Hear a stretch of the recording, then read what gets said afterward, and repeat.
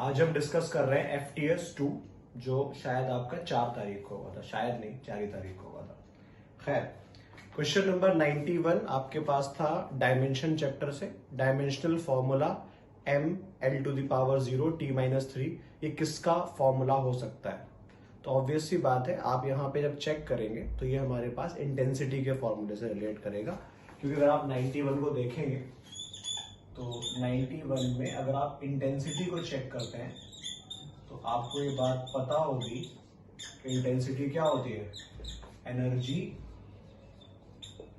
Per unit area और per unit time, मतलब ml² t-2 l² t। तो ये आ जाएगा आपके पास ml0 t-3। ठीक है, समझ में आई ये बात। क्वेश्चन नंबर 92 देखिए। The length of rod is, अगर आप 92 को देखेंगे तो 92 में आपको लेंथ दे रखा है 11.05 प्लस माइनस 0.05। आपसे कह रहा है लेंथ ऑफ 2 रॉड्स, मतलब 2 बार जोड़ देना है इसको। और जब तुम 2 बार जोड़ोगे तो डबल करने पे ये होगा 22.10 और प्लस माइनस 0.10। अब देखो बात ये आती है, शायद आपके दिमाग में है कि सर इसको हम 22.1 नहीं लिख सकते हैं क्या, बिकॉज दो 0.5 जब मिलेंगे तो 1 बनेगा। तो ऑब्वियस सी बात है 1 ही लिखा हुआ है, पर हमारे पास जितने सिग्निफिकेंट फिगर यहाँ है उतने ही यहाँ होने चाहिए, जितने भी डेसिमल प्लेसेस, ठीक है ना, जितने भी सिग्निफिकेंट फिगर यहाँ पर है उतने ही यहाँ पर होने। एडिशन और सब्ट्रैक्शन में हम डेसिमल प्लेसेस को इंपॉर्टेंस देते हैं, हम नंबर के डेसिमल प्लेसेस चेंज नहीं करते।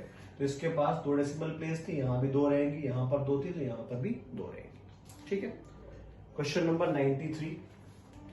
अगर आप 93 को देखेंगे तो आपको x दे रखा है a e⁻ -α t, b e⁻β t।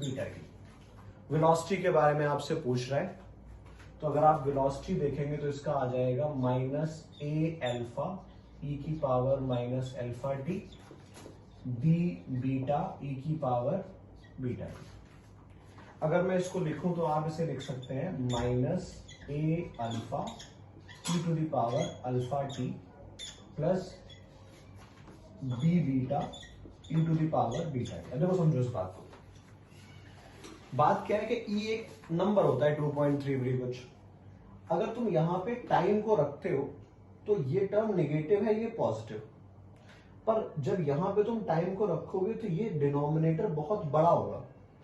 जैसे जैसे टाइम बढ़ेगा e⁻α t और e⁻β t की वैल्यूज बड़ी होती, एक्सपोनेंशियली बड़ी होती चली जाएंगी। लेकिन ये जो e है ये डिवाइड में है, तो ओवरऑल बाय द टाइम ये टर्म स्मॉल होता चला जा रहा है और बाय द टाइम ये टर्म लार्ज होता चला जा रहा है। और जब दोनों को जोड़ोगे तो ओवरऑल कौन डोमिनेट करेगा, ये वाला। बात समझ में आ रही है? डिनोमिनेटर जितना बड़ा ओवरऑल वैल्यू उतनी छोटी। तो ये नेगेटिव तो है, सब्ट्रैक्ट तो कर रहा है लेकिन छोटा होता चला जा रहा है और ये बहुत बड़ा हो जा रहा है। तो अल्टीमेटली कौन डोमिनेट करेगा, ये। ऑप्शन क्या हो जाएगा, वेलोसिटी जो है वो go on increasing with time. Question number 94 देखो। ठीक है ना। 94 में क्या दे रखा है कि आपके पास जो x है वो है 40 माइनस 12t माइनस t³। ये हमें डिस्टेंस दे रहा है किसी पॉइंट O से जनरल टाइम पे। और कब तक निकालना है, जब तक बॉडी रेस्ट पे नहीं आती। तो वेलोसिटी निकाल लो, क्या आ जाएगा -12, ठीक है ना, 3t²। रेस्ट का मतलब वेलोसिटी क्या होनी चाहिए, 0। तो आपके पास टाइम की वैल्यू कितनी आ गई, टाइम की वैल्यू आ गई t² की आई 4, तो टाइम आ गया 2। अब देखो, अगर टाइम 2 आया है, अब तुम यहां पे x निकालो। जब तुम x निकालोगे एट t इक्वल टू 0 पर, तो x आ जाएगा 56 मीटर, सॉरी 40 मीटर। याद रखना है x डिस्टेंस तो है, पर ये कहां से है, किसी पॉइंट O से। तो टाइम इक्वल टू 0 पर हम O से 40 मीटर पर थे, और जब तुम एट t इक्वल्स टू 2 पर निकालोगे तो x आ जाएगा 56। तो टाइम इक्वल्स टू 2 पर तुम किसी पॉइंट O से 56 पर से तुमने चला कितना 2 सेकंड में, 0 से 2 में तुमने कितना चला 40 और 56 16 मीटर। ठीक है 95। देखो मैं तुम्हें करके नहीं दिखा रहा हूं ये सवाल, बस हिंट दे रहा हूं क्या करना। ठीक है ना, मुझे पता है कि तुम सब बहुत होशियार हो। ठीक है, मैंने कभी तुम्हारी होशियारी पर कोई शक नहीं करा है। 95 में आपको टॉर्क निकालना है। आप जानते हैं कि टॉर्क होता है R क्रॉस F। याद रखना है, देखो ये सवाल अच्छा है, अच्छा का सेंस यहाँ पे 2 ऑप्शन है। अगर तुम पहले और थर्ड ऑप्शन को देखोगे तो दोनों ऑप्शन में सिर्फ माइनस का फर्क है।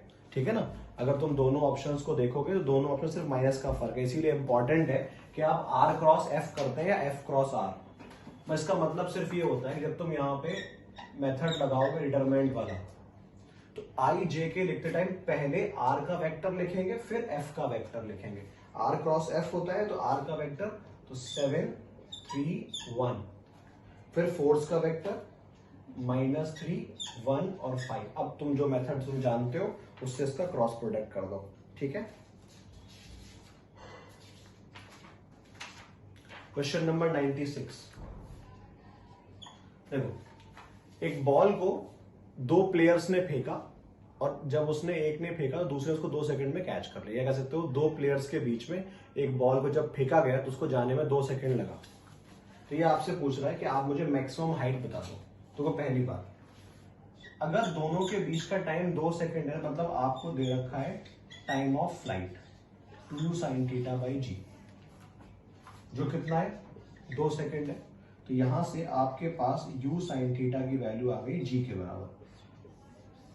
चाहो तो में से 10 ले दो, कोई दिक्कत नहीं।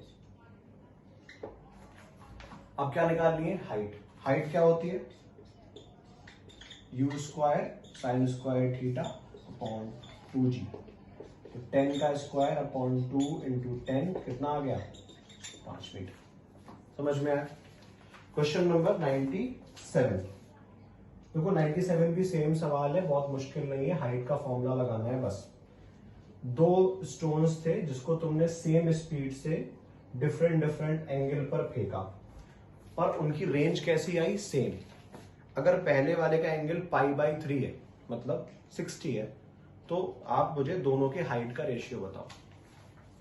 तो ये दोनों की बात समझनी है, या H2 की वैल्यू निकालनी है H1 के टर्म्स में।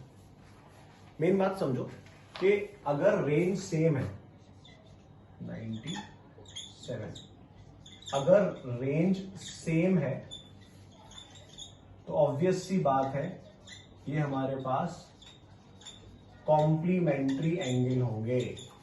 कॉम्प्लीमेंट्री का मतलब एक के साथ एक फ्री नहीं। कहने का मतलब क्या है, अगर एक एंगल थीटा है दूसरा क्या होगा 90 माइनस थीटा। मतलब अगर एक आपको 60 दे रखा है दूसरा क्या हो जाएगा अपने आप 30 हो जाएगा। सिंपल है। इसकी हाइट को उन्होंने H1 बोला है। H1 कितना है u square sine square 60 upon 2g। ये H2 है u square sine square 30 upon 2g। Relate कर लो आपस में, ठीक है ना। Question number 98। देखो आसान है, कुछ करना नहीं है इसमें। 98 में लिख देता हूं।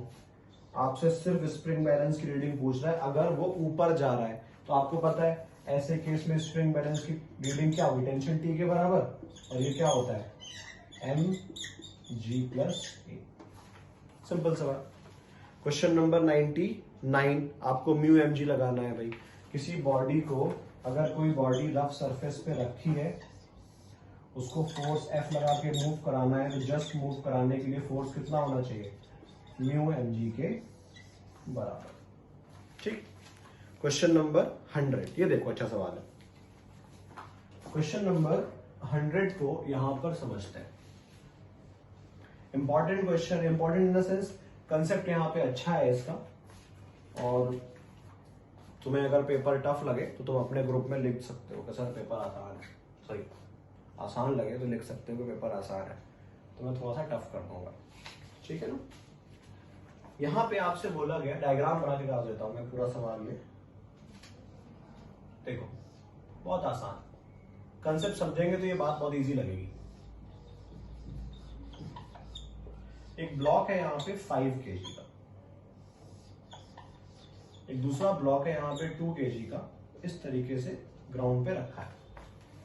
ये आपसे कह रहे हैं कि आप मुझे 5 kg की स्पीड बताओ when 2 kg leaves the contact. देखो बात क्या है कि अगर तुम 2 kg का एफबीडी देखो तो नीचे लग रहा है mg, ऊपर लग रही है टेंशन T, ऊपर ही लग रहा है नॉर्मल। हाँ ये बात अलग है कि ये टेंशन T यहाँ पर आई है, ये यहाँ पर इस kx के बराबर होगी, एक ही तो पार्ट है पूरा, तो जो यहाँ पे स्प्रिंग फोर्स होगा kx वही एक्चुअल में T के बराबर होगा, तो T जो है वो मेरा kx के बराबर है, मतलब जो स्प्रिंग फोर्स है वही आगे के टेंशन में कन्वर्ट हुआ, एक ही बात है। तो बात क्या होती है कि जब जस्ट कांटेक्ट रिलीज होगा, क्या होगा, जस्ट कांटेक्ट इज रिलीज्ड। अगर जस्ट कांटेक्ट रिलीज होने की बात हो रही है तो जस्ट कांटेक्ट रिलीज होने का मतलब वहां पे नॉर्मल क्या हो गया, 0, और जो kx है वो वहां पे बराबर होगा mg के, मतलब आप कह सकते हो 2, तो ये 20 न्यूटन के, ठीक उस मोमेंट पे जो kx होगा वो किसके बराबर होगा, 20 न्यूटन के। लेकिन यहां पर ना जब ये जस्ट उठा है तो उस मोमेंट पे ये मानेंगे कि उससे पहले ये रेस्ट पे था, और जिस मोमेंट पे कांटेक्ट छूटा ये तब तक ऑलमोस्ट रेस्ट पे रहा होगा, तो हमें इसकी काइनेटिक एनर्जी की जरूरत नहीं है। मतलब जिस मोमेंट तक आपका ये ब्लॉक 5 kg वाला स्प्रिंग को खींच रहा होगा तो इसने तो चलना शुरू कर दिया ऑब्वियसली, तुमने मानो इसको हैंग करा तो ये 5 kg अपने फोर्स से स्प्रिंग को खींच रहा होगा, तो कहां जा रहा होगा, नीचे। पर अभी यहां पर इतनी टेंशन डेवलप नहीं हो पाएगी, बात समझिएगा, ये मत समझना कि सर यहां पे जब 50 लगाया 50 न्यूटन का फोर्स होगा तो स्प्रिंग फोर्स 50 होना चाहिए। तो फिर से याद करो, हमने क्लास में बहुत बात डिटेल में समझी है, स्प्रिंग फोर्स का यही तो एडवांटेज है कि स्प्रिंग फोर्स में फोर्स 50 के बराबर हो सकता है, नो डाउट, लेकिन ये फोर्स इलॉन्गेशन के ऊपर डिपेंड करता है, ये धीरे धीरे 50 पहुंचेगा। एक स्प्रिंग है, मैं दीवार से लगाई, उसका स्प्रिंग कांस्टेंट है मान लो 10 न्यूटन पर मीटर, और मैं उस पर 100 न्यूटन लगा देता हूं कांस्टेंट फोर्स, तो जब मैं उस पर 100 लगाऊंगा ना, तो जब तक वो 10 मीटर नहीं खिंच जाती तब तक उसके अंदर 100 न्यूटन डेवलप नहीं होने वाला। मान लो मैं तो लगा रहा हूं 100, पर अभी स्प्रिंग कितनी खिंची है, 1 मीटर, तो फोर्स कितना होगा, 10 न्यूटन। मैंने लगाया 100 पर स्प्रिंग खिंची है अभी 2 मीटर तक, तो फोर्स कितना होगा, 20 न्यूटन। तो फोर्स वेरी कर रहा है। तो अभी शुरुआत में क्या हुआ होगा, जब इसका फोर्स यहाँ पे धीरे धीरे बढ़ना शुरू हुआ होगा तो ये तो चल रहा होगा, ये कैसा रहा होगा, रेस्ट पे, तो हम क्या मानते हैं, इसका मोशन नहीं हुआ। बात समझ में। अब देखो फिलहाल के लिए हो क्या रहा है, जब अब हम यहाँ पे देखें, मुझे इसकी स्पीड निकालनी है, मैंने कहा 2 तरीके होते हैं, या तो आप कंजर्वेशन मैकेनिकल एनर्जी लगा दो, या क्या लगा दो, work energy theorem. Work energy theorem क्या होती है भाई, WET होती है work by all forces is equals to change in kinetic energy. ठीक, तो आपके पास कौन कौन वर्क कर रहा है, अगर मान लो स्प्रिंग x खिंच गई है तो ये ब्लॉक भी x नीचे आया होगा, तो एक वर्क हुआ mgx।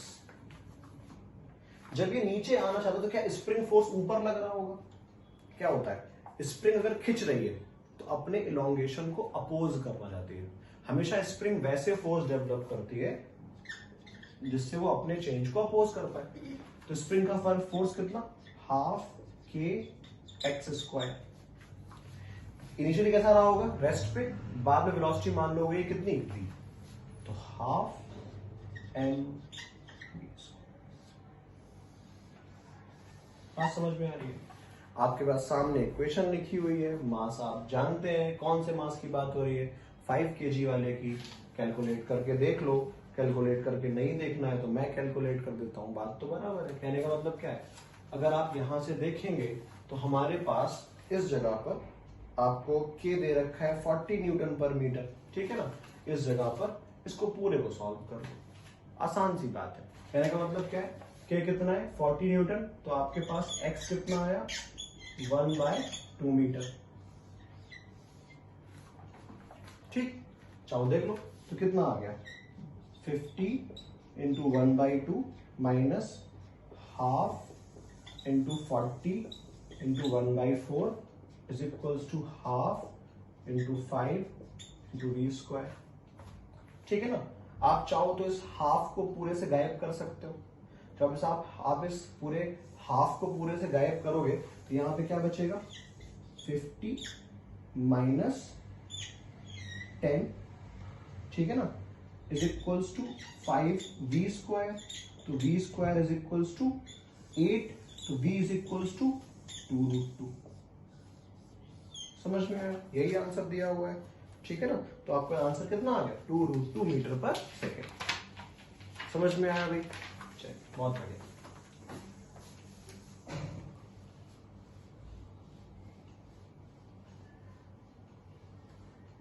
क्वेश्चन नंबर 101 पर आ जाओ।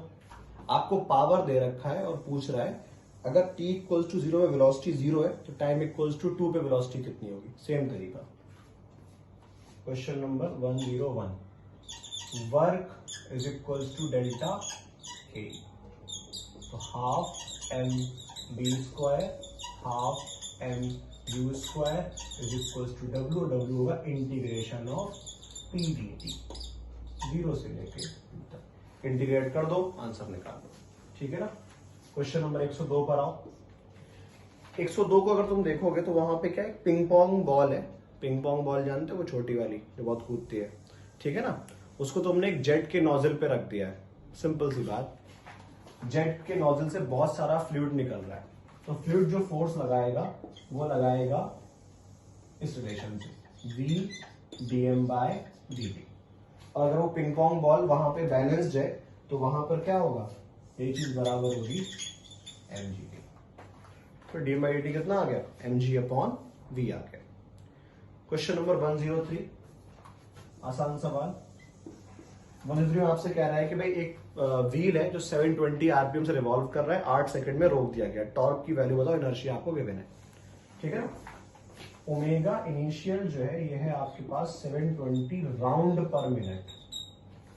चीजों को एसआई में निकालना है तो एसआई में कन्वर्ट करेंगे। राउंड का मतलब अगर एंगल लिखो तो 2 पाई, ठीक है ना। तो आपके पास ओमेगा इनिशियल हो जाएगा 720 इंटू 2 पाई डिवाइडेड बाई 60, तो ये आ जाएगा आपके पास रेडियन पर सेकेंड में। कितना आ गया 24 पाई रेडियन पर सेकेंड। यूनिट चाहो तो लिख दो,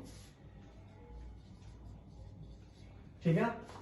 ओमेगा फाइनल कितना है 0, तो अल्फा कितना आ जाएगा 0 24 पाई अपॉन 8, तो ये आ गया 3 पाई। देखो ये हमने ना इसको नेगेटिव में निकालना है, पर हमारा आंसर नेगेटिव में है नहीं, तो कोई जरूरत ही नहीं है इसको करने की नेगेटिव में। चाहो तो ले लो, बात तो बराबर डायरेक्शन कहने मतलब क्या, डायरेक्शन ओमेगा के अपोजिट लग रही है। टाउ क्या होता है आई अल्फा, टॉर्क क्या होता है आई अल्फा। इनर्शिया गिवन है, अल्फा आपने कैलकुलेट कर लिया, आपका आंसर आ गया। क्वेश्चन नंबर 104, देखो भाई 104 वैसे तो अगर मैं मतलब वैसे बात करूं तो मैंने आपको क्लास नोट्स में इसका सिमिलर क्वेश्चन कराया है, ज्यादा वेरिएशन नहीं है उस सवाल में। यहां पे उन्होंने किसी एंगल में रिवॉल्व कराया है, हमने वहां पे पूरा किया हुआ था। देख लेते हैं, एक रॉड है, ठीक है ना, ये यहां से घूमी और इस तरीके से हो गई। जिस मोमेंट पे इतना घूम कर आई है, आपको यहां का ओमेगा पूछा है, ये एंगल है थीटा। देखो जब ये वर्टिकल थी तो इसका सेंटर ऑफ मास कहां पे था, यहां पर, तो इसका मतलब इसके बाद इनिशियल एनर्जी कितनी थी mgl/2 पोटेंशियल। कहने का मतलब क्या है, जब ये नीचे आ रहा है तो सेंटर ऑफ मास नीचे आ रहा है, तो P का लॉस हो रहा है, और वही लॉस इन P किस में कन्वर्ट हो रहा है, काइनेटिक एनर्जी में। कुछ देर बाद ये सेंटर ऑफ मास यहां पर होगा। अब देखिएगा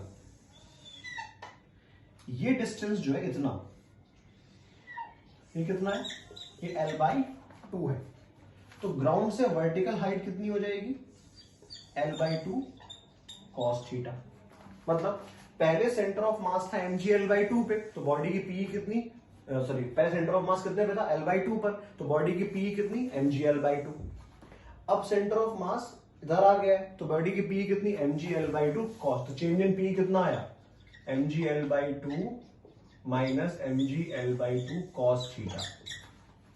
और ये कन्वर्ट होगा काइनेटिक एनर्जी में, पर कौन सी, रोटेशनल काइनेटिक, बिकॉज ये बॉडी किसी पॉइंट के अबाउट घूम रही है, ठीक है ना। तो इसी को इक्वेट कर देंगे, हाफ आई ओमेगा स्क्वायर। आया समझ में। तो आप यहाँ पे इसको रख देना उठाकर, आप कितना इस्तेमाल कर लोगे यहाँ पे, अब चाहो तो मैं सॉल्व कर देता हूँ शायद, क्योंकि 1 माइनस कॉस थीटा आएगा, रास्ते में सॉल्व करते टाइम तुम्हें क्या आएगा, हाफ हाफ तो हटा दो, m g l 1 minus cos theta, ये आ जाएगा m l square by 3 omega square. इसे क्या लिख दोगे, 2 साइन स्क्वायर थीटा बाई 2, ठीक। अब ओमेगा निकल आएगा तुम्हारा। क्वेश्चन नंबर 106 105, देखो ये तो हमने कौन सा कराया, 104 किया है।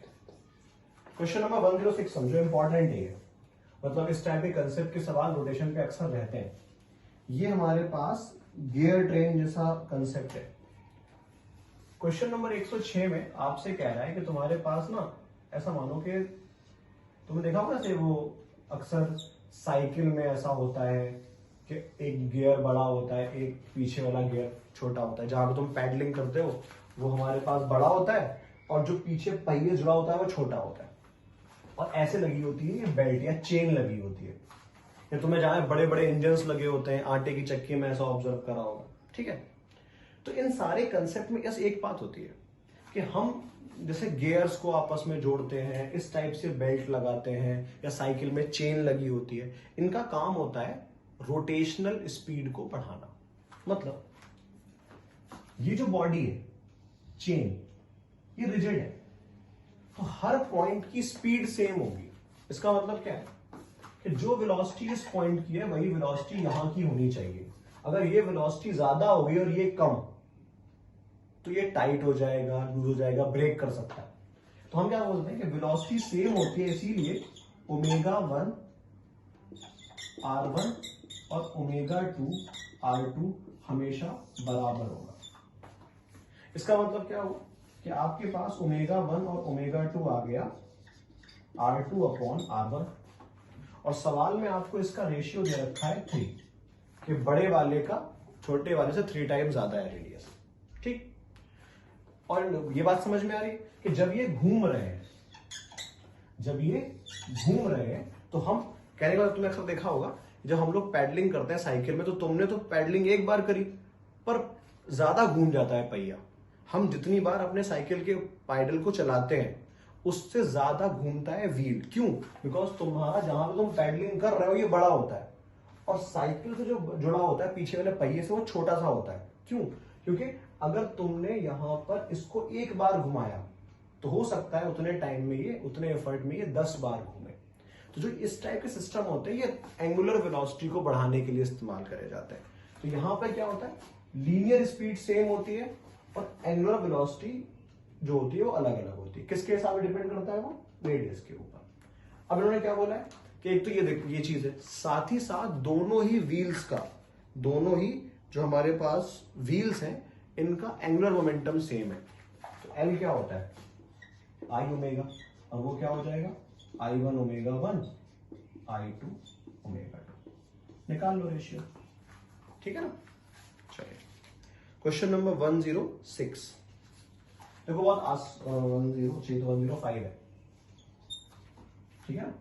अगर हम बात करते हैं 106 की, एक आसान ग्रेविटेशन का क्वेश्चन है ये, और इंपॉर्टेंट है। इससे पहले नीट ने इसको बहुत सिंपल फॉर्म में पूछा है, हमने थोड़ा चीजें ऐड कर दी है बस। तुम्हारे पास maximum vertical distance through which a fully dressed astronaut can jump on earth. तुमने पूरे कपड़े पहने एस्ट्रोनॉट वाले और जंप करने की कोशिश करी, तो कितनी हाइट तक जा सकते हो तुम जा सकते हो यहां पर 0.5 मीटर तक, ठीक, बहुत बढ़िया। अभी कह रहा है किसी और जगह पर जिसकी मीन डेंसिटी अर्थ से 2/3 है और रेडियस 1/4 है, तो वहां पर हाइट क्या होगी और टाइम ऑफ जंप क्या होगा अर्थ के रेस्पेक्ट में। तो देखो कहने का मतलब क्या है कि हमारे पास अगर हम हाइट की बात करें, भाई मान लो मेरे अंदर जितनी ताकत है उसके हिसाब से जब मैं कूदता हूं तो मैं अपने आप को उतना ही इंपल्स दे पाऊंगा जिससे मेरी वेलोसिटी 10 मीटर पर सेकंड होगी। बात समझना, जब मैंने पूरी ताकत से जंप लिया तो उस मोमेंट पे मेरी वेलोसिटी कितनी 10 मीटर पर सेकंड। जंप के वक्त होने वाली वेलोसिटी कौन डिसाइड करेगा, मैं या अर्थ? वो डिसाइड करूंगा मैं। मेरे अंदर कितनी ताकत है ये कौन डिसाइड करेगा, ये तो मैं डिसाइड करूंगा ना। मैं कितनी तेजी से बॉल फेंक सकता हूं ये मेरे हाथों की एनर्जी डिसाइड करेगी। मैं कितनी एनर्जी से कूद सकता हूं, कितनी वेलोसिटी से, ये मेरी ताकत डिसाइड करेगी। तो कहने का मतलब क्या है कि अब मैं मान लो स्पीड यू से ऊपर गया, तो जब मैं स्पीड यू से ऊपर जाऊंगा तो ग्रेविटी मुझे रिटार्ड कराएगी। और इस तरीके से हमारे पास हाइट का फॉर्मूला होता है u² upon 2g, v² u² plus 2as। ठीक है ना, ये हाइट का फॉर्मूला है सबके लिए। तो अर्थ में तो ग्रेविटी g है और ये हाइट आ रही है किसी एस्ट्रोनॉट के लिए 0.5 मीटर। ठीक, किसी और जगह पे देखो, वैसे ग्रेविटी का डेंसिटी के टर्म में तुमने फॉर्मूला पढ़ा होगा 4/3 पाई रो जी आर। ये तो मान लो हो गया अर्थ का। पर किसी और प्लेनेट पर जो 4/3 पाई डेंसिटी कितनी है, डेंसिटी कह रहा है 2/3 ऑफ अर्थ, तो 2/3 रो, और ग्रेविटी कितनी, रेडियस कितनी 1/4 ऑफ अर्थ। मतलब ये तुम्हारे पास आ गया g/6। तो कहीं ना कहीं से मून जैसी करें तो मून जैसी बात कर रहा है। ठीक है, अब देखो तो अब फिर से अगर मैंने क्या बताया कि मैं जब कूदूंगा तो ये चीज मेरे लिए कांस्टेंट है, मैं इतनी स्पीड से अर्थ पे कूदूंगा, इतनी स्पीड से मून पर कूदूंगा। हाँ, ग्रेविटी की वैल्यू डिसाइड करेगी मैं कितनी हाइट तक जाऊं। तो आप ये कह सकते हो कि किसी भी जगह के लिए u² कांस्टेंट है, तो हम कहते हैं कि gh का मल्टीपल कांस्टेंट है। क्या कांस्टेंट है? किसी भी प्लैनेट के लिए g इंटू एच का मल्टीपल कांस्टेंट है। और अगर g इंटू एच का मल्टीपल कांस्टेंट है, इसका मतलब क्या होगा, g of earth into 0.5 metre, g of earth divided by 6 into height on planet. Height on planet कितनी आ गई, 3 मीटर। आई बात समझ? मतलब कह सकते हो कि जितने टाइम्स ग्रेविटी कम हो जाएगी उतने टाइम्स हाइट भी कम हो जाएगी। सॉरी, हाँ, जितने टाइम ग्रेविटी कम हो जाएगी उतने टाइम हाइट बढ़ जाएगी, बिकॉज जी और एच का मल्टीपल कैसा है, कांस्टेंट है। अब बात समझ में आ रही है भाई? क्या जितनी, अब भाई मैं 10 से ऊपर कूदा, जब मैं 10 से ऊपर कूदा तो मुझे रोका किसने, ग्रेविटी, जिसकी वैल्यू कितनी थी 10। फिर बाद में मैं कूदा 10 से ऊपर, पर रोक कौन रहा है, g/6। तो ऑब्वियस सी बात है जितने टाइम्स ग्रेविटी कम हो गई उतने टाइम्स मेरी हाइट बढ़ जाएगी।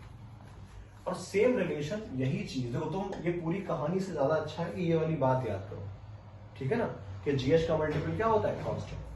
और यही चीज होती है टाइम ऑफ फ्लाइट के लिए। टाइम ऑफ फ्लाइट ही पूछा है ना, हाँ, time of duration of jump. तो ये भी आपके पास टाइम ऑफ फ्लाइट क्या होता है, 2u/g, यही तो होता है भाई। तो अब यहां पे देखो फिर से, ये u कैसा है, कांस्टेंट, तो आपके लिए g इंटू टी का मल्टीपल कैसा है, कांस्टेंट है। तो आपके पास t of earth is proportional to 1/g of earth, t of planet proportional to 1/g of planet. तो आपके पास t/tp आ जाएगा gp/g। ठीक है ना, तो आप इसको रख सकते हैं 1/6 में भी, ठीक है। ठीक है, jump on moon and ratio of temperature. अच्छा, मून का अर्थ के साथ हमने उल्टा लिख दिया है, आपसे पूछा है मून का, चाहो तो उन्होंने इसको मून ही कह दिया है, तो मून लिख लो। तो आप अभी हमारा ये कितना आ रहा है, 1/6। पूछा किसका है, मून का अर्थ का, तो 1/6 का क्या रख दो, 6/1। ठीक है ना। तो आप कहने का मतलब क्या है, दो तरीके से कर सकते हो, ऐसे कर लो, ऐसे कर लो। इस पर सवाल नीट पूछ चुका है। ठीक है ना। क्वेश्चन नंबर 107, अगर मैं 107 की बात करूं, देखो भाई, 107 में आसान सवाल है। ये क्या कह रहे हैं, दो इक्वल मास थे जो हमने किसी पैन बैलेंस में रखे और उनकी वर्टिकल हाइट डिफर कर रही है एच से। अब देखो पैन बैलेंस है ये, तो पैन बैलेंस बहुत बड़ा तो होगा नहीं, मतलब ये एच बहुत छोटा है। और ऐसी जगहों के डिफरेंसेस के लिए हमें ग्रेविटी का फॉर्मूला लगाना चाहिए, g dash is equals to g 1 minus 2h by r. अब मान लीजिए कि उसमें पहला वाला मास m1 है जो कि h1 हाइट पे है, और दूसरा वाला m जो है वो h2 हाइट पे, तो वेट का डिफरेंस क्या है, delta w mg dash minus mg2 dash. ठीक, तो ये कितना हो गया, mg 1 minus 2h1 by r minus mg 1 minus 2h2 by r. मैंने क्या बताया, अगर दो तराजू में ऊपर नीचे है तो एक मान लो ग्राउंड से h1 पे, एक ग्राउंड से h2 हाइट पर है, तो दोनों का वेट का डिफरेंस ले लो। मैंने तुम्हें तराजू ली, एक पैन बैलेंस है, एक जो है वो ग्राउंड से h1 पे, दूसरा h2 पे, इन दोनों का डिफरेंस तुम्हें दे रखा है h। तो वेट का डिफरेंस यहां से क्या आया, देखो वेट का डिफरेंस आया mg, आप यहां पे लिख दोगे 2h2 by r minus 2h1 by r. ये तो लिखेंगे आप, कहने का मतलब क्या है, इस जगह पर ये हमारे पास इस तरीके से आ गया। अब देखो ये क्या है, ये तो मास ऑफ बॉडी है। अब देखिए तुम्हें वेट का डिफरेंस निकालना है, इस जगह पे तुमने लिख दिया 2mg, एलसीएम तो आर ही आएगा, और h2 माइनस h1 को ही तो h कहा है, इन्हीं दोनों को तो हमने h कहा है, ठीक है ना। तो इस तरीके से हमने इसको यहां पे लिखा। अब देखिए आपकी जो आंसर है वो तो काम तो हमारा यहां तक हो गया, काम तो हमारा यहां पर हो गया, पर प्रॉब्लम क्या है कि मेरा आंसर इससे मैच नहीं कर रहा। जब मेरा आंसर मैच नहीं कर रहा तो क्या करेंगे, हम इसको फर्दर सिंप्लीफाई करेंगे 2m, और चाहो तो ग्रैब, देखो आंसर कैसे है, आंसर है आपके पास 4/3 g रो की फॉर्म में। इसका मतलब ग्रेविटी को यहां पे तुम लिख सकते हो 4/3 pi g rho r into h by. समझ में आया, और इस तरीके से आपका आंसर नंबर कौन सा आ जाएगा, 3rd। ठीक है,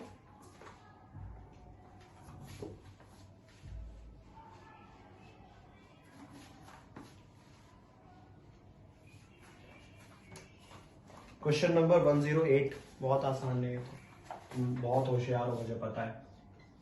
तुम्हारे पास फोर्स क्या होता है, स्प्रिंग फोर्स kx, और अगर तुम्हें यंग्स मॉडुलस वाला फॉर्मूला याद हो तो क्या लिखते थे कि y is equals to f upon a delta l into l। f का फॉर्मूला यहां से क्या आ गया, y a delta l upon l।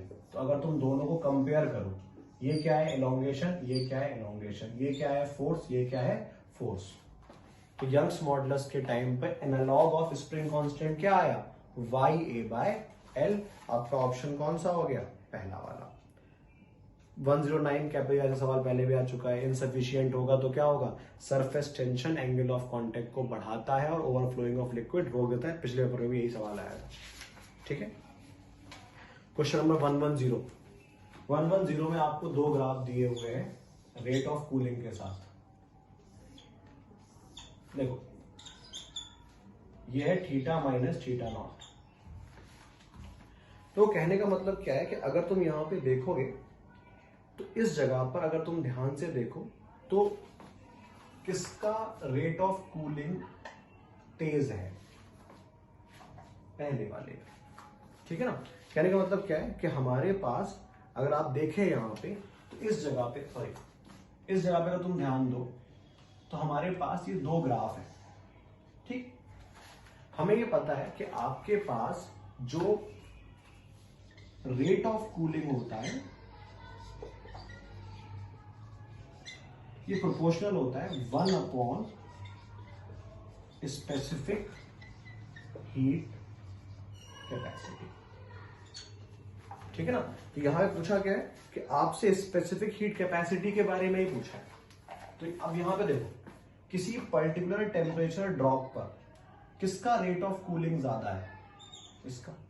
ये मैंने क्लास में भी लिखवा है, क्या बताया था कि जिसकी स्पेसिफिक हीट कैपेसिटी कम होती है वो ज्यादा जल्दी कूल होता है, और जिसकी स्पेसिफिक हीट कैपेसिटी ज्यादा होती है वो देर में कूल होता है। जिसकी स्पेसिफिक हीट कैपेसिटी कम होगी उसका रेट ऑफ कूलिंग ज्यादा होगा, ठीक है ना। तो यहां पे क्या है, ये ए था और ये बी, आपके पास इसको ए बोल रखा था और दूसरे वाले को बी। तो क्या है, specific heat of A is less because ये कंपैरेटिवली जल्दी कूल हो रहा है। कह सकते हो कि सेम टेम्परेचर वैल्यू के लिए इसके पास ज्यादा रेट ऑफ कूलिंग है, और हम जानते हैं rate of cooling is proportional to 1 upon specific heat capacity, ठीक है।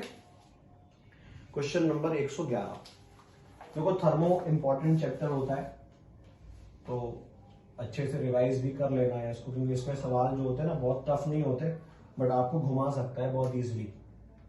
तो अगर आप इन सब की बात करेंगे, अब यहां पे देखो ये सवाल अच्छा है, आपसे वर्क पूछा है, आपसे वर्क पूछा है और आपको दे रखा है पीटी ग्राफ। क्वेश्चन नंबर 111 देखो समझना आसानी है, आपके पास एक पीटी ग्राफ दे रखा है, ये पी और ये टेम्परेचर टी, ठीक। प्रोसेस गया है इस तरीके से, पी टू पी, यहां पर भी मैं लिख देता हूं ऐसे ही बस, वरना आपको समझ जाना है। ऐसे ये टी है और ये 2T, और एबीसीडी नंबरिंग है। पूरा वर्क में ये कोई पीवी ग्राफ तो है नहीं कि ये अंडर द कर्व निकाल लोगे, इंडिविजुअल निकालना पड़ेगा। आपको याद होगा कि कांस्टेंट प्रेशर पर जो वर्क होता है वो होता है पी डेल्टा वी, और वही होता है एनआर डेल्टा टी के। जो आपको गैस दे रखी है वो 1 मोल है।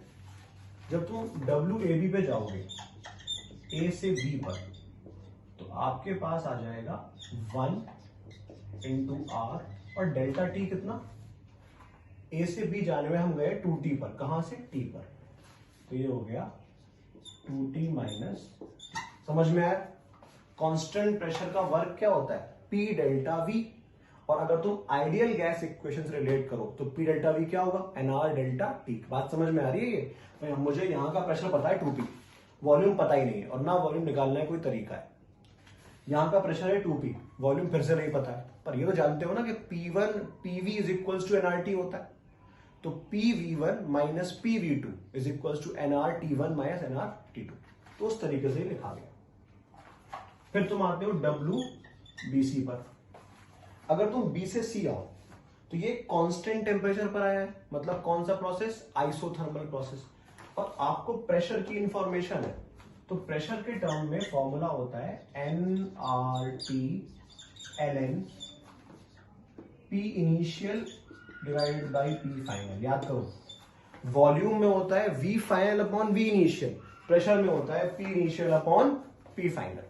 तो आपके पास 1 मोल था, तो 1 इंटू आर, टेम्परेचर यहां पे कितना है 2T, और ये आ गया इंटू ln2, ठीक। WCD पर आओ, फिर से WCD कांस्टेंट प्रेशर क्या होगा, यहां पर भी NR डेल्टा टी, तो 1 इंटू आर, और ये हो जाएगा T माइनस 2T, मतलब माइनस RT, और ये था RT। उसके बाद आ जाते हैं WDA पर। WDA क्या होगा, WDA होगा 1RT ln, फिर से P initial divided by P final, तो ये क्या हो गया P अपॉन 2P, ये कह सकते हो 1/2। अब देखो ln 1/2 को अगर मैं ln2 लिखूं तो क्या होगा, एक माइनस बाहर आ जाएगा, तो ये हो गया minus RT ln2। Complete work क्या होगा, सबका सम, तो ये RT और ये RT कैंसिल, और ये 2RT ln2 है और ये माइनस RT ln2, तो वर्क कितना आ गया टोटल, RT ln2 वर्क कितना आ गया, r t l n two. क्या यही ऑप्शन है भाई, ऑप्शन नंबर 3। ठीक है ना, समझ में आया ये। तो आपके पास इस तरीके से ये होगा। अब देखो क्वेश्चन नंबर 112। क्वेश्चन नंबर 112 में फॉर्मूला मैंने आपको क्लास में लिखवाया है, वो फॉर्मूला लगाना है। पर इसमें अच्छा ये करा है कि वो फॉर्मूला डायरेक्टली कैसे रिलेट हो रहा है ये यहाँ पे स्पेसिफाइड नहीं है। क्या बोल रहा है कि एक बॉडी पर एक फोर्स लग रहा था F1, टाइम पीरियड था 4/5, टाइम पीरियड था 4/5, फिर उस पर फोर्स लगाया है हमने F2 साइमल्टेनियसली, और अब उसका टाइम पीरियड हो गया है 3/5। तो ऐसा मान लो ये कुछ इस तरीके से है कि पहले एक स्प्रिंग जुड़ी हुई थी, अब तुमने एक और लगा दी है, और ये कहीं ना कहीं आपके पास पैरेलल कॉम्बिनेशन की तरह काम करेगा। ये आपके पास कहीं ना कहीं पैरेलल कॉम्बिनेशन की तरह काम करेगा। और उस कंडीशन में आपको पता था कि आप लिखते थे कि K equivalent is equals to K1 plus K2। K क्या होता है, m ओमेगा स्क्वायर, तो आपके पास आ जाएगा 1/T इक्विवेलेंट का square, 1/T1 square, 1/T2 square. ठीक है ना, तो इस तरीके से आप यहां पे टाइम रखो, वैल्यूज निकाल लो। Question number 113। अगर आप क्वेश्चन नंबर 113 को देखेंगे तो क्वेश्चन नंबर 113 में यहां पे देखो क्या हुआ है, आपको एक वेव की इक्वेशन दी है और आपसे पूछा है टेंशन स्ट्रेन। अब देखिए आपको ये पता होगा कि अगर आप बात करते हैं किसी वेव की या स्ट्रिंग में टेंशन की, तो वेलोसिटी का फॉर्मूला होता है √T/λ, where lambda is mass per unit length. आपको T निकालना है, तो T कितना आ जाएगा, v² × लैम्डा। ये क्या है भाई, यहां पर ये वेवलेंथ नहीं है, ये मास पर यूनिट लेंथ है। और आपको वेव की इक्वेशन दे रखी है, तो वेलोसिटी क्या होती है, वेलोसिटी होती है ω/k। आई बात समझ में। तो ये आपके पास क्या आ गया, आप यहां से कैलकुलेट करो, अब डेटा सारा दे रखा है। ठीक है ना, वैल्यूज रखनी है, आंसर निकालना है। Question number 114। देखो आपको 4 मीडियम दे रखे हैं, सवाल बोल रहा है कि angle of incidence of theta such that just misses entering the region fourth में नहीं जा पाता है। तो ऐसा मानो आपने यहां से भेजा थीटा पर, यहां गया, यहां गया, यहां गया। अब मैं बता देता हूं, ये वाला एंगल होगा θ1, ये भी θ1, ये θ2। तो ये आपके पास है फर्स्ट, ये सेकंड, ये थर्ड और ये फोर्थ। ठीक है ना, तो कहने का मतलब यहां पर क्या है कि अगर हम चाहते हैं कि रीजन नंबर 4 में एंटर ना कर पाए, यहां पर नहीं जाने के लिए क्या होना चाहिए, देखो just misses entering region number 4। तो अगर इसको रीजन नंबर 4 में जाने से रुक जाना है, मतलब इस सरफेस पे क्या होना चाहिए, TIR। बात समझ गए, इस सरफेस पे क्या होना चाहिए, इस सरफेस पे TIR होना चाहिए, θ2। ठीक है ना, आई बात समझ में। अब देखो जब सरफेस पैरेलल होते हैं तो हम लोग यहां पर डायरेक्ट इस पॉइंट से लेकर इस पॉइंट पर स्नेल्स लॉ लगा सकते हैं। नहीं तो तुम ऐसे लिख दो कि भाई पहला वाला मीडियम कितना है, n0 sin थीटा बराबर होगा n0/2 sin θ1, n0/6 sin θ2 और n0/8 मान लो यहां पर ये θ3 है, तो sin θ3। रूल तो यही होता है ना, जब सरफेस पैरेलल होते हैं तो इस तरीके से इन दोनों का स्नेल्स लॉ, फिर इन दोनों का स्नेल्स लॉ, फिर इन दोनों का स्नेल्स लॉ, तो ऐसे इक्वेट करते हुए लिख सकते हो। पर सवाल में बोल क्या रहा है कि यहां पर रे नहीं जानी चाहिए, तो मतलब θ3 नहीं होना चाहिए, यहाँ पे TIR होना चाहिए। और जब भी कहीं पे TIR कराना होता है तो उसको हम चेक करते हैं ग्रेजिंग इमरजेंस पे। मतलब अगर हम चाहते हैं कि TIR ना हो तो n0 sin theta is equals to n0/8 sine 90। अगर वहां पे नाइट्रे को TIR करना है तो उसकी कंडीशन निकाली जाती है ग्रेजिंग इमर्जेंस से। आई बात समझ में? तो आपके पास साइन थीटा आ जाएगा 1/8। क्वेश्चन नंबर 115 आसान है भाई, ब्रूस्टर एंगल की कंडीशन है, mu is equal to tan I लगाना है बस, ठीक है ना। क्वेश्चन नंबर 116, अगर आप क्वेश्चन नंबर 116 की बात करेंगे तो क्वेश्चन नंबर 116 में क्या है, इस बात को समझो। देखो क्वेश्चन नंबर 116 में आपको पूछा है I max minus I min divided by I max plus I min का रेशियो। सवाल में दे रखा है कि उनकी जो इंटेंसिटीज थी इंडिविजुअल, उसका रेशियो बीटा है। मतलब आपको I1 अपॉन I2 इन दोनों की वैल्यू बीटा दे रखी है। I1 अपॉन I2 की जो वैल्यू है वो बीटा है, समझिएगा। I मैक्स क्या होता है? I1 plus I2 plus 2 root I1 I2। अब इतना तो याद होगा तुम्हें, I1 plus I2 plus 2 root I1 I2 minus I min क्या होता है? I1 plus I2 minus 2 root I1। ये क्या होता है? I1 minus I2 plus 2 root I1 I2, और नीचे होगा इनका एडिशन। तो I1 plus I2 plus 2 root I1 I2, I1 plus I2 minus 2 root I1 I2। अगर आप इनको ध्यान से देखें तो ये कैंसिल और यहां पर ये कैंसिल, आपके पास फिर 2 हट जाएगा, तो आपके पास आ जाएगा finally 2 root I1 I2 divided by I1 plus I2। इन दोनों का रेशियो है बीटा। तो अगर मैं पूरी इक्वेशन को I2 से डिवाइड कर दूं तो ये आ जाएगा 2 root I1 upon I2, I1 plus I2 plus 1। तो 2 root beta divided by 1 plus beta, option number 2, ठीक है ना। क्वेश्चन नंबर 1117, एक सेमी सर्कुलर आर्क के सेंटर पे field 2k lambda by r। Question number 118, बहुत कॉमन सवाल है, शायद तुम्हारे क्लास नोट्स में भी होगा, ठीक है ना, पर मैं करा देता हूं तुम्हें ये। क्वेश्चन नंबर 118, क्वेश्चन नंबर 118 की अगर मैं बात करूं, 17 का फॉर्मूला होता है 2k लैम्डा बाई r, छोड़ा नहीं है मैंने, ठीक है ना। अब देखो आपसे कह रहा है कि 4 चार्जेस हैं, हिंट दे देता हूं क्या करना है, तुम्हें याद आ जाएगा, मैंने क्लास में इस टाइप के सवाल करवाए हुए हैं।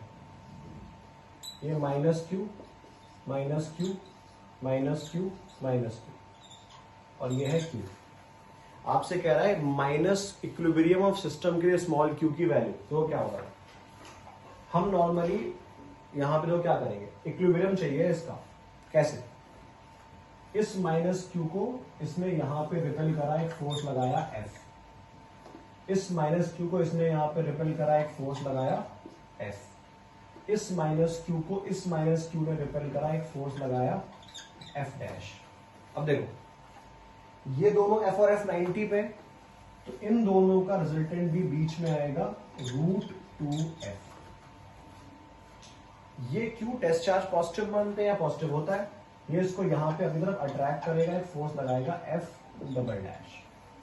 सिंपल सी बात, F double dash is equals to √2F plus F dash. अब तुम इतने होशियार हो कि यहाँ पे डिस्टेंस कितनी लोगे, a बाई √2, और ये डिस्टेंस कितनी होगी √2a, और ये कितना होगा a। बहुत कॉमन क्वेश्चन है। क्वेश्चन नंबर 119, क्वेश्चन नंबर 119, अच्छा सवाल है ये, समझना है इसको, इजी पड़ेगा तुम्हें ये। देखो 119 में आपको 2 कैपेसिटर दे रखे हैं, इस सवाल को देख लो, मुझे उम्मीद है काफी लोगों के करने में परेशानी आई होगी। अगर तुम कर ले गए, तुम सोच रहे हो कि सर हमसे तो हो गया था, तो तुम जबरदस्त हो, तुम्हारे बारे में बस एक ही बात कही जा सकती है, यू आर टू ऑसम। ठीक है ना भाई? अगर हो गया है तो वेल एंड गुड। अब देखो बात समझो, तुम्हारे पास एक 30 वोल्ट की बैटरी है, ऐसे लगी हुई है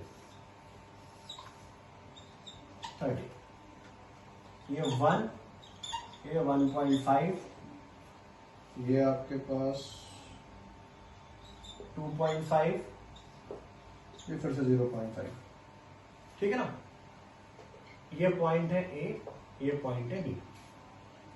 आपसे पूछा है potential difference between VB B and A, तो आपको वीबी माइनस वी ए निकालना है। ठीक, समझता है? तो एक बात समझो, तुम्हें ये पता है कि जो भी चार्ज यहां पर जाएगा वो दोनों में होगा, जो भी चार्ज यहां पर जाएगा वो भी दोनों में होगा। तो हमें पता है कि क्यू क्या होता है, सीवी।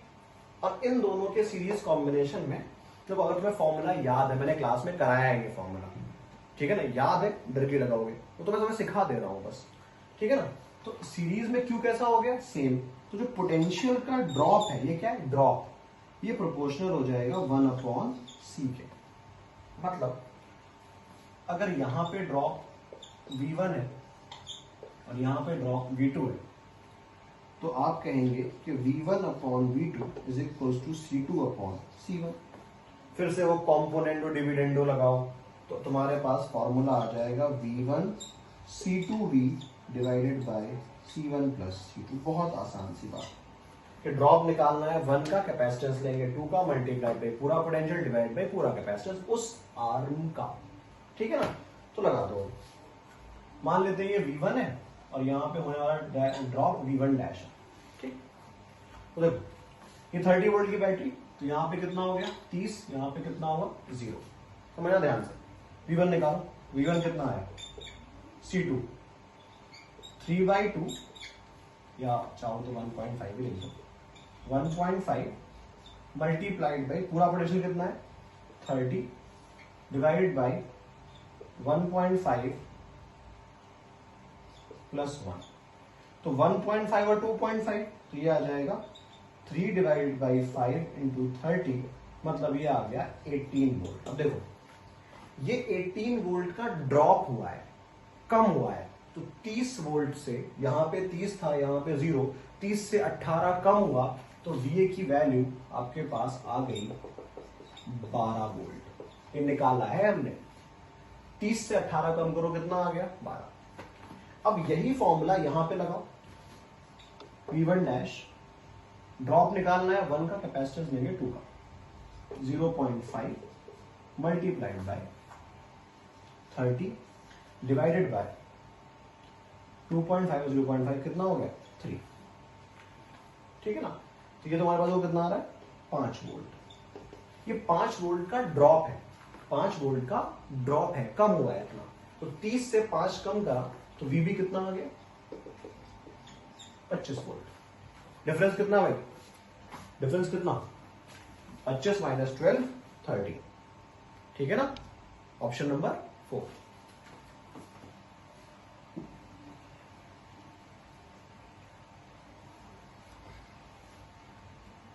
वैसे देखो मुझे ऐसा लग तो नहीं रहा है कि पेपर आसान बन रहे हैं, ठीक ही ठाक है पेपर, बहुत मुश्किल नहीं है तो बहुत आसान नहीं है, बट फिर भी अगर तुम्हें ऐसा लगता है तो तुम ग्रुप में टेक्स्ट डाल सकते हो कि सर पेपर टफ कर दीजिए, ठीक है ना? हमें निकालनी है question number 120 reading of volt meter. Question number 120 में अगर रीडिंग ऑफ वोल्ट मीटर की बात करी जाए तो बहुत आसान तरीके से समझना है। यहां पर जो वोल्ट मीटर दे रखा है ना, बस मैं तुम्हें इजीली सिखा दूंगा ये बात। ये भी 80 ओम का है, बैटरी कितने की है 2 वोल्ट। अब देखो ये वही रीड करेगा जो इसके अबाउट ड्रॉप हो रहा है, वही तो रीड कर। वोल्ट मीटर काम क्या है, पोटेंशियल डिफरेंस कैलकुलेट करना उसके अक्रॉस। पर अगर वोल्ट मीटर के ऊपर खुद एक रेजिस्टेंस लिखी हो तो उसको एक पहले एक रेजिस्टेंस की तरह ट्रीट करते हो। तो ये कितना हुआ 80 80 40 40 और 20 60। मतलब ऐसा मान लो कि अगर ये R है तो ये कितना है 2R आएगा, ये तो आएगा 80 80 कितना आ रहा है 40, तो ये 20 का डबल ही तो है। अब देखो 2 वोल्ट का ड्रॉप होना है R और 2R, 2 वोल्ट का ड्रॉप होना है 3 हिस्सों में, ऐसा मान लो कि अगर हम बात करते हैं कि 2 वोल्ट का ड्रॉप होना है 3R में, 3R रेजिस्टेंस में, तो 1R में कितना 0.66, 2 में कितना 1.33, ठीक है ना। यहाँ पे कितने का 0.66, यहाँ पे कितने का 1.33, दोनों सम करो कितना आएगा 2 वोल्ट। याद रखना है, कंफ्यूज नहीं होना, ऐसे ही करते हैं। नहीं तो फिर काम करो भाई, करंट निकालो। जब करंट निकाल लोगे तो 2 डिवाइडेड बाई 60, नॉर्मल तरीका क्या है, नॉर्मल तरीका है करंट निकाल लो। आई कितना आ जाएगा 2 डिवाइडेड बाई 60 ओम। और फिर जहां का ड्रॉप निकालना होता है, जहां का ड्रॉप निकालना होता है वहां का रेजिस्टेंस मल्टीप्लाई बाय उससे पास होने वाला करंट। तो बी की वैल्यू आ जाएगी 2/60 मल्टीप्लाई बाई 40। खुद कैलकुलेट कर लो कितना आ रहा है, कुछ अलग नहीं आ रहा है, वही आ रहा है 1.33, ठीक है ना। जैसे तुम्हें सही लगे वैसे करना सीखो भाई। क्वेश्चन नंबर 121, सिमिलर सवाल क्लास में कराया गया है, ठीक है ना, सिमिलर सवाल क्लास में कराया गया है। क्वेश्चन नंबर अगर 121 की मैं बात करूं तो 121 वाले सवाल में आपसे कह रहा है कि तुम मुझे आर की वैल्यू बताओ अगर गैल्वेनोमीटर रीडिंग 0 है।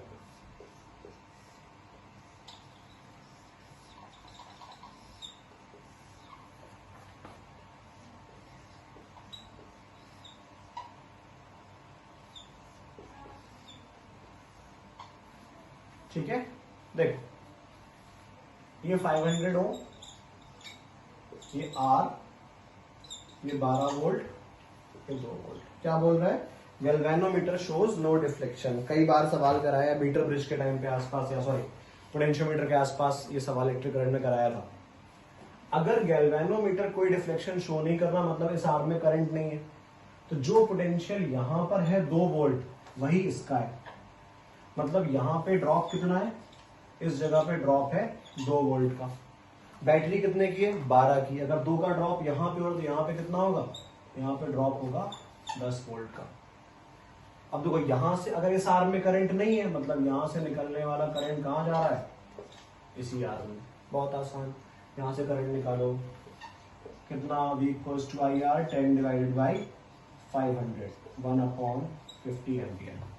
वही करंट यहाँ पे पास होगा, तो 2 volt is equals to 1/50 into r. R की वैल्यू कितनी 100 ओम। आई बात समझ में, इस तरीके से करा जाता है भाई, ठीक है ना।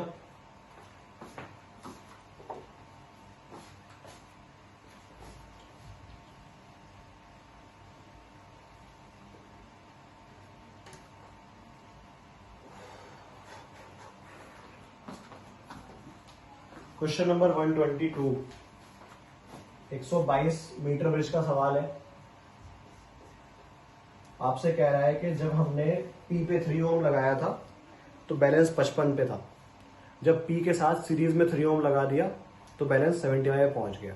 तो इनिशियल कंडीशन पे आप लिखेंगे P/55 Q/45, और आपके पास जो P की वैल्यू है वो आपके पास दे रखी है 3 ओम, ठीक है ना। तो इसका मतलब 3/55 Q/45, यहां से तुम निकाल लोगे Q। फिर हमने P के साथ X जोड़ दिया, और ऐसा करने पर 3 प्लस एक्स बैलेंसिंग पहुंच गया 75 पे, Q/25। X निकालना है, Q को उठा के यहां रख दो, ये 25 यहाँ पे 3 आ जाएगा। आंसर कैलकुलेट कर लो, होशियार तुम बहुत हो, आंसर तुम तुरंत निकाल लोगे। क्वेश्चन नंबर 123, आसान सवाल है। एक इलेक्ट्रिकल कैटल है 2.5 किलोवाट की, 9.5 मिनट तक चली, तो एनर्जी इसकी निकाल लो। 2.5 किलोवाट 2.5 इंटू 1000 इंटू 9.5 मिनट को कन्वर्ट कर लो सेकेंड्स में। और इतनी एनर्जी किस में इस्तेमाल हुई है, 3 kg वाटर गर्म करने में। तो तुम दोनों की हीट निकालोगे अलग अलग आएगी, एक हीट निकलेगी MC डेल्टा टी थीटा से, और दूसरी निकल कर आएगी वॉट को सेकेंड्स में मल्टीप्लाई करके। दोनों का डिफरेंस करोगे आंसर निकल आएगा। 124 सिमिलर सवाल है, मैं कराना नहीं चाहता हूं, ठीक है ना। लास्ट टर्न पे सवाल करा था हम लोगों ने, कराना तो नहीं चाहता हूं पर करा देता हूं, ठीक है ना। याद करो इस टाइप का सवाल कराया था, पूरा नहीं करा रहा हूँ, डायग्राम बना रहा हूँ बस। लास्ट टर्न पे जो एंगल था वो भी थीटा था। आपके पास दो आर्क है, एक रेडियस R1 का है, एक R2 का है। अगर मान लो करंट यू बना दूं मैं अपनी मर्जी से, इसमें सेम बना हुआ है, एक का करंट पॉजिटिव होगा, एक का नेगेटिव होगा। Mu naught I upon 2 R1 theta upon 2 पाई, बस ये आंसर होगा। ठीक है ना। 125 साइक्लोट्रॉन की फ्रीक्वेंसी फॉर्मूला क्या होता है, QB अपॉन 2 पाई एम, सब कुछ दे रखा है, रख दो। 126 मैग्नेटिक मोमेंट निकालना है, NIA फॉर्मूला होता है, नंबर ऑफ टर्न्स दे रखे हैं, करंट दे रखा है, सब कुछ दे रखा है। क्वेश्चन नंबर 127, EMF होता है म्यूचुअल में MDI/dt, तो आपको 5 हेनरी दे रखा है म्यूचुअल इंडक्टेंस, और DI/dt, तो DI दे रखा है 10A से 10 एम्पियर 0, तो DI कितना हो गया, ये होता है M गिवन है, ये तुम रखोगे 10, इसका भी तो वैल्यू दे रखी है, कितनी दे रखी है, 5 10 की पावर -4 सेकेंड। 128 में एक स्क्वायर लूप है 10 सेंटीमीटर का, 48 डिग्री एंगल पे रखा है, तो उसका फ्लक्स कितना हो गया, BA cos 45, और फिर हमने मैग्नेटिक फील्ड को 0 कर दिया, तो पहले flux initial, final flux 0। EMF क्या होता है, rate of change of flux, तो यहाँ पे जो निकालना है वो हमारे पास EMF निकल कर आएगा 128 में φ2 माइनस φ1 अपॉन T, तो φ1 दे रखा है BA cos थीटा, ये तो हो जाएगा 0, टाइम से डिवाइड करोगे फ्लक्स मिल गया। करंट क्या होता है, ठीक है ना, EMF क्या है, potential difference V equals to IR, तो करंट मिल जाएगा। 129, देखो आपको एक ट्रांसफॉर्मर दे रखा है, मैंने क्या बताया था कि सवाल में कुछ भी ना दिया हो तो हम क्या मानते हैं, हम 100% एनर्जी आउटपुट मानते हैं, और ऐसे केस में आपके पास V of primary, I of primary, V of secondary, I of secondary. Question number 129, उसको लगा दो, आंसर निकाल लो। क्वेश्चन नंबर 130, 5% जो एनर्जी है वो विजिबल रीजन में जाती है, ये क्या लिख रहा है, if 5% of energy supply to a bulb is converted into visible light, bulb कितने का है, 100 वॉट का, तो अगर 100 वॉट का बल्ब है तो इसका 5% मतलब 5 वॉट, मतलब 5 जूल पर सेकेंड, किसमें कन्वर्ट हुआ, विजिबल में, तो कितने फोटॉन्स पर सेकेंड हो गए, लिख दो NH या NHC अपॉन लैम्डा, तो यहां से N क्या आ जाएगा, number of photons per second. ठीक है ना भाई, मतलब क्या है, 5 जूल पर सेकेंड मिल रहा है, एक फोटोन की एनर्जी कितनी, h म्यू, मान लो ऐसे n पर सेकेंड निकले होंगे, तो n निकाल लोगे यहां से। 132, देखो तुम्हारे पास Rn का फॉर्मूला होता है n² Z into R0, n क्या है, नंबर कह सकते हो, तुम्हारा पास जो नंबर होता है शेल का 1 2 3 4, और Z क्या है उसका एटॉमिक नंबर। तो ये तुम्हें जो ऑप्शन में दे रखे हैं सारे के सारे हाइड्रोजन लाइक एलिमेंट है, इसमें सबसे ज्यादा Z किसका है, B का, तो सबसे छोटा किसका, भाई हमारे पास फॉर्मूला है Rn का n² Z इंटू R0, जिसका Z बड़ा उसके nth ऑर्बिट की रेडियस छोटी। क्वेश्चन नंबर 133, सवाल अच्छा है, देख लो। अगर तुम क्वेश्चन नंबर 133 की बात करोगे तो आपसे पूछा है डिके रेट फॉर, तो आपको हाफ लाइफ दे रखी है,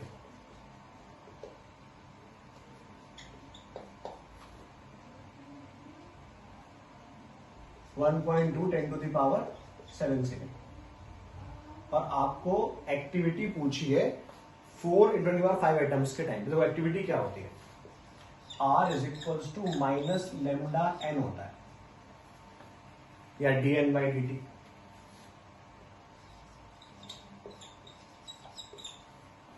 ठीक है ना, इसे हम कहते हैं एक्टिविटी। अब मैं इसको यहां पे ले आऊं तो ये हमारे पास कहलाता है एक्टिविटी, माइनस लेमडा n। अब बात क्या हुई कि n का तो वैल्यू तुम्हें पता है 4 × 10 to the power 15 sorry. Lambda कैसे निकालोगे, तो लेमडा का फॉर्मूला पढ़ा है हमने, ln2 upon t half life, या 0.693 अपॉन की हाफ लेंथ। अब कैलकुलेशन है पूरी की पूरी।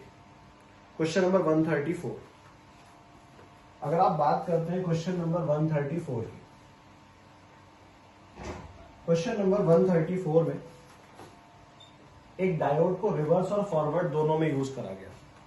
देखो रिवर्स बाइजिंग में जो हम पोटेंशियल लगाते हैं, जैसे यहां पे क्या बोल रहा है, एक सिलिकॉन डायोड फॉरवर्ड बाइज 1.2 वोल्ट ड्रॉप फॉर डीसी करंट देता है 100 मिली एम्पियर।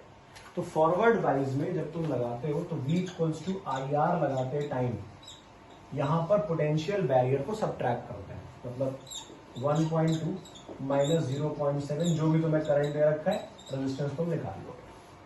और रिवर्स बाइज में पोटेंशियल बैरियर कोई मतलब नहीं होता, ठीक है ना, वहां पे तुम्हें बैरियर क्रॉस कराने की जरूरत नहीं होती, इसीलिए जो पोटेंशियल दे रखा होता है वही इस्तेमाल कर लेते हैं। तो आपके पास ये 10 वोल्ट है, उस तरीके से लगा दो, तो V इक्वल्स टू IR, यहां पे डायरेक्ट लगा दोगे 10 वोल्ट, जो भी करंट तुम्हें दे रखा है, I रिवर्स यहाँ पे I forward into R reverse यहाँ पे R forward. V equals to IR लगाना है जब हम लोग फॉरवर्ड बाइजिंग के लिए लगाते हैं तो पोटेंशियल बैरियर सबट्रैक्ट करते हैं, रिवर्स बाइजिंग में ऐसा कुछ भी नहीं होता। क्वेश्चन नंबर 135, क्वेश्चन नंबर 135 आपके पास गेट का सवाल था।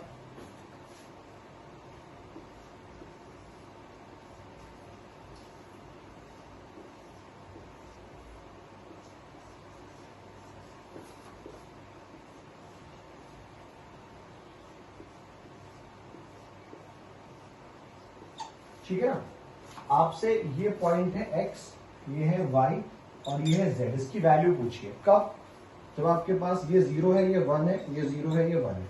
देखो इनका काम होता है a डॉट b, और ये क्या है, ये है a प्लस b का बार।